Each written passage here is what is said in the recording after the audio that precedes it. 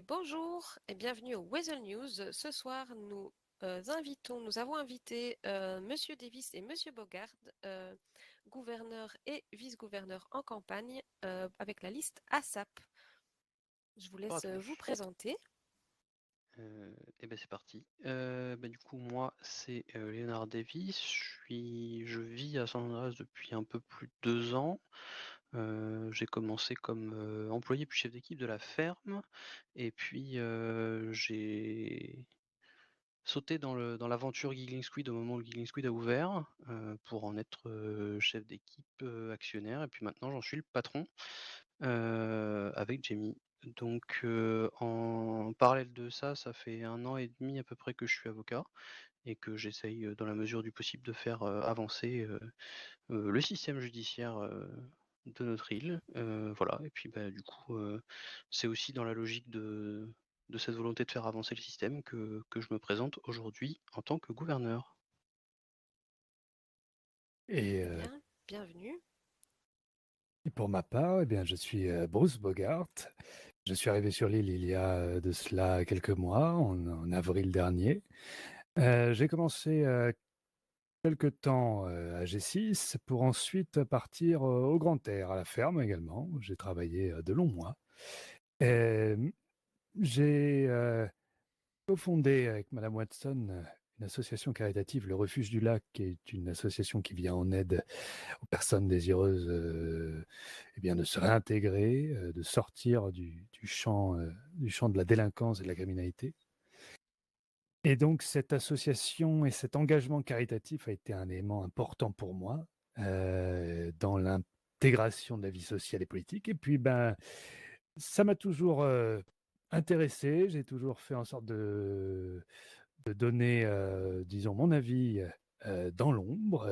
Et maintenant, je souhaite dans la lumière agir et travailler. J'ai dernièrement travaillé sur la réforme judiciaire et je souhaite, avec Monsieur Davis, continuer le travail et améliorer et donner toutes ses chances à cette réforme et à notre île. Eh bien, parfait. Merci beaucoup. Alors, je vais enchaîner tout de suite du coup avec quelques questions. Donc, nous avons lu votre programme et je vais rebondir tout de suite ce dont vous venez de parler, Monsieur Bogart, hein, la réforme judiciaire qui fait beaucoup parler d'elle. Vous avez parlé du coup de la continuité. Qu'est-ce que vous pensez, vous, de la réforme du coup de la justice actuelle? Tu veux commencer?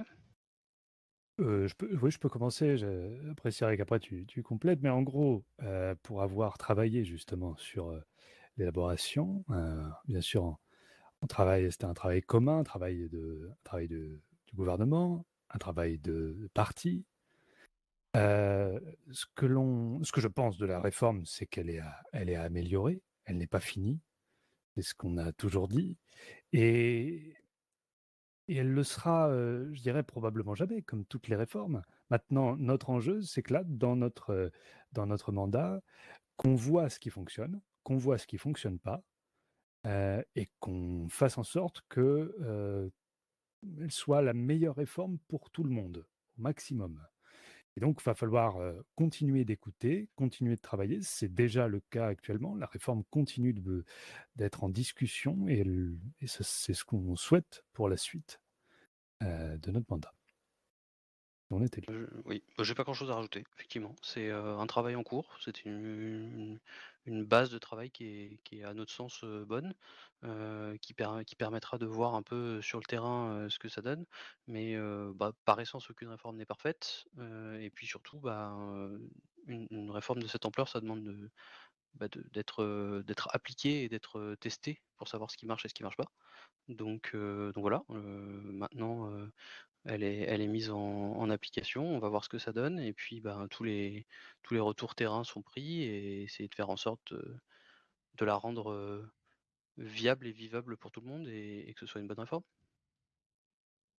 Ok, merci beaucoup pour vos réponses. Je vais maintenant passer au premier point de votre programme.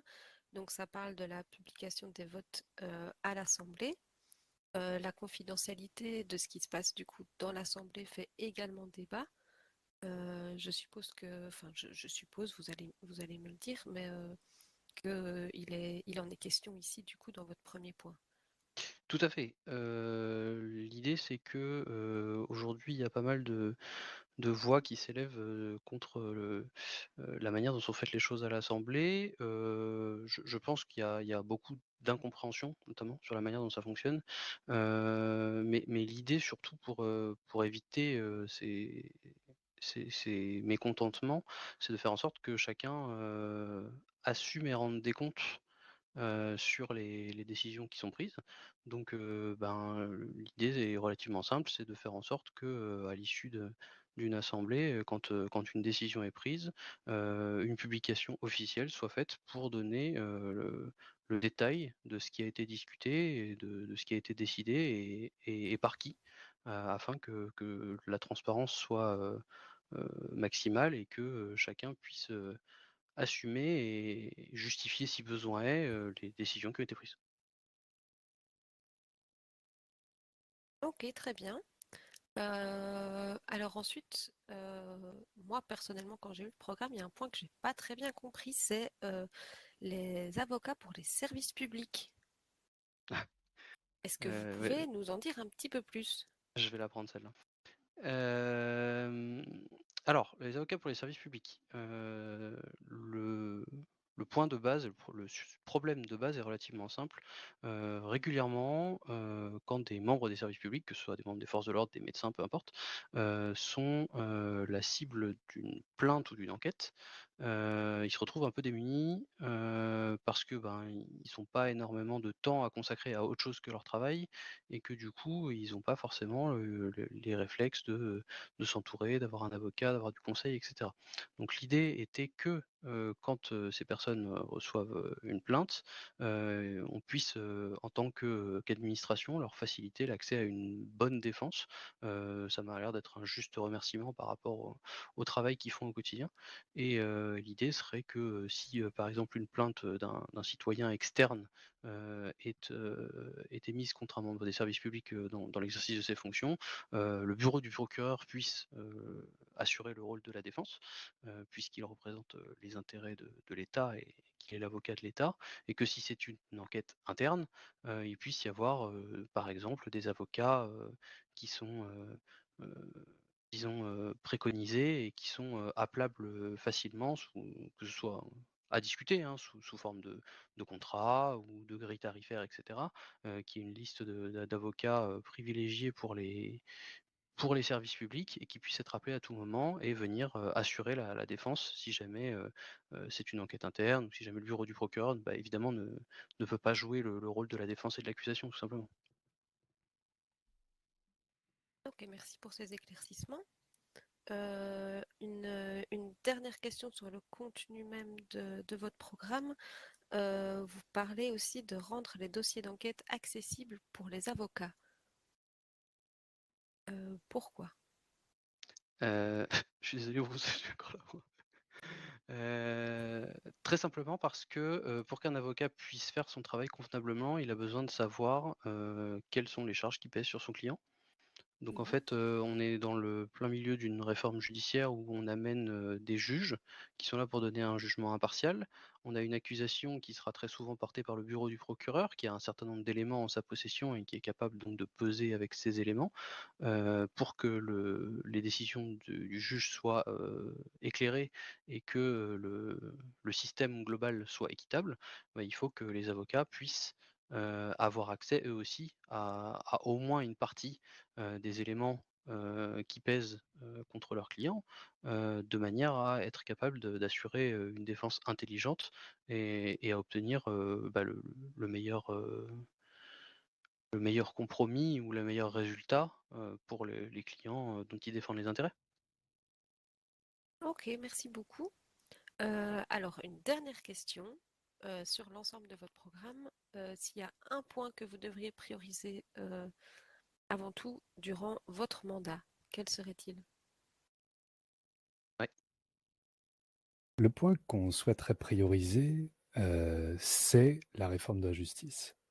Dans un premier temps, faire en sorte que ça fonctionne, faire en sorte que toutes les parties concernées par cette réforme l'aient comprise, qu'on ait pu prendre les retours et vérifier, comme on l'a dit juste avant, que ça marche, c'est tout, que ça fonctionne bien et que tout le monde y trouve son compte. Mais d'un point de vue général, ce qu'on veut prioriser, et c'est à la fois qui nous relie, Monsieur Davis et moi, ce qui aussi relie notre parti et parti ASAP, c'est que les choses tournent bien au maximum, que les choses soient simples, compréhensibles, et s'il faut faire un travail d'explication et de communication, on le fera, et que chacun puisse vivre pleinement la vie qu'il souhaite sur cette île. Pas mieux. Merci beaucoup. Est-ce que vous voulez rajouter quelque chose? Oui, juste un petit mot. Donc Bien sûr. la campagne va durer toute la semaine. À l'issue de cette campagne, il y aura 3 jours de vote. Allez voter. Intéressez-vous à ce qui est dit pendant cette campagne. Peu importe que ce soit pour nous ou pas. Je pense que les élections gouvernementales, c'est quand même une échéance qui a beaucoup d'importance, qui donne la direction des 3 prochains mois. Donc prenez le temps, même si des fois ça peut paraître un peu pénible, de vous intéresser, de regarder un peu ce qui se dit et de faire votre choix et d'aller voter. Parce que, en fait, c'est vous qui avez, les cartes entre les mains.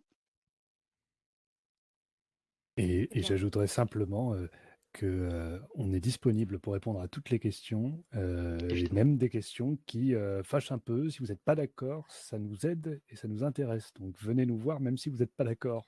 Merci beaucoup. on prend tous les messages, on rappelle tout le monde. merci Monsieur Davis, merci Monsieur Bogart et bonne chance à Merci à vous vous. pour la campagne. Merci également Merci et merci beaucoup. de nous avoir reçus.